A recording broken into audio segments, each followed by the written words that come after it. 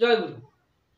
আমার সমস্ত viewers, followers, learners, subscribers, non subscribers and all the newcomers, আপনাদের প্রত্যেককে প্রীতি শুভেচ্ছা, অভিনন্দন এবং যথাযোগ্য স্থানে যথাযোগ্য সম্মান জানিয়ে আশা করি প্রত্যেকেই আপনারা সাবধানতার সহিত পা বাড়িয়ে চলেছেন সামনের দিকে। কারণ বুঝতে পারছেন, কারণ পুজোর পরে পরেই যা বর্তমান এখন ভাইরাসের প্রকোপ, ভাইরাসের অবস্থা, একেবারে সাবধানতার সহিত অবলম্বন না করলে, সাবধানতার সহিত সামনের দিকে পা না বাড়ালে কিন্তু যে কোনো মুহূর্তে বিপদ আসতে পারে। তাই আমার সমস্ত viewers, followers, learner, subscriber, non subscribers and all the newcomers, আপনাদের প্রত্যেকের প্রতি এই বার্তাই দেওয়া থাকলো, আমরা যেন প্রত্যেকেই মোটামুটি সাবধানতার সহিত সামনের দিকে এগিয়ে চলি এবং আমরা নিজে চলি, যিনি অসচেতন ভাবে চলছেন তাকে যাতে সচেতনতায় আমরা নিয়ে আসতে পারি। সামাজিক সমাজগত জীব হিসেবে যেটা আমাদের কর্তব্য রয়েছে, আমরা অবশ্যই আমাদের কর্তব্য করব।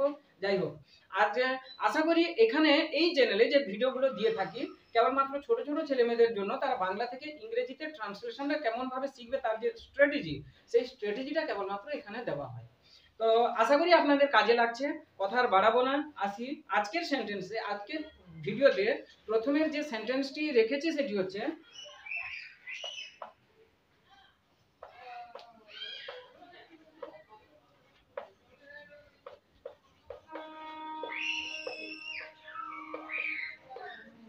সম্ভবত সে অসুস্থ। সম্ভবত সে অসুস্থ। তাহলে সম্ভবত সে অসুস্থ, সম্ভবত ইংরেজি কি? পারহেপস বা প্রবাবলি। পারহেপস নিলাম, পারহেপস। সে অসুস্থ, সে অসুস্থ, ইল। উত্তরটা আমার ঠিক হলো না? ভুল হয়ে গেল কেন? কারণ এটা হচ্ছে সাবজেক্ট, এটা হচ্ছে ভার্ব। তো সরি, এটা হচ্ছে অবজেক্ট, এটা হচ্ছে সাবজেক্ট, এটা হচ্ছে অবজেক্ট। ভার্ব কই?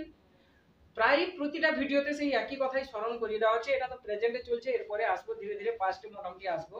তো প্রেজেন্টে এতগুলো যে ভিডিও আপলোড দেওয়া হলো, এই প্রসঙ্গ আসছে, এই প্রসঙ্গগুলো প্রায় ভিডিওতে কিন্তু বর্ণনা করা আছে। প্রথমের দিকে কিন্তু ডিটেইলড রূপে বর্ণনা করা রয়েছে। কারণ জানার ইচ্ছা থাকলে আপনারা প্রথম থেকে যদি না দেখেছেন দেখতে পারেন। সে অসুস্থ মানে এটা প্রেজেন্ট ইনডিফিনিট টেন্সের প্রশ্ন, যেখানে বিভাগটা উজ্জ্বল রয়েছে। তাহলে সঠিকটা হচ্ছে সাজিয়ে নিলে অবজেক্ট কি, ভার্ব কি আসছে? সে হয় অসুস্থ। এখানে হয়টা উজ্জ্বল আছে। এখানে যখন আমরা ইজ বসিয়ে দিব, পারহ্যাপস হি ইজ ইল, আমার উত্তরটা কিন্তু ক্লিয়ার হয়ে গেল এবং উত্তরটা পুরো ঠিক আছে। তাহলে সম্ভবত পারহ্যাপস সে অসুস্থ মিন্স সে হয় অসুস্থ, তাহলে হি ইজ ইল।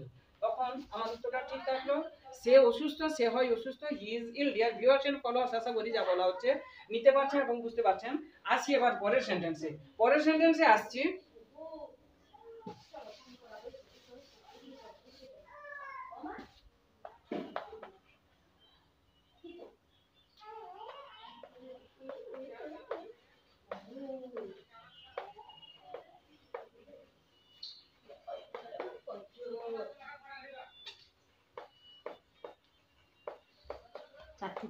সে মাঝে মাঝে আমার নাম ভুলে যায়। মাঝে মাঝে সে ভুলে যায় আমার নাম। মাঝে মাঝে ইংরেজি কি? সামটাইমস। সে হি ভুলে যাওয়া ইংরেজি কি? ফরগেট। ফরগেট থেকে কি নিলাম? ফরগেটস। এস যোগ করলাম কেন? না সাবজেক্টটা হচ্ছে থার্ড পারসন সিঙ্গুলার নাম্বার, এই জন্য ভার্বের শেষে এস যোগ করলাম। সে ভুলে যায়, হি ফরগেটস আমার নাম, মাই নেম। তাহলে মাঝে মাঝে সামটাইমস সে ভুলে যায়, হি ফরগেটস আমার নাম, he forgets my name. Sometimes he forgets my name, মাঝে মাঝে সে আমার নাম ভুলে যায়। আসি এরপরে।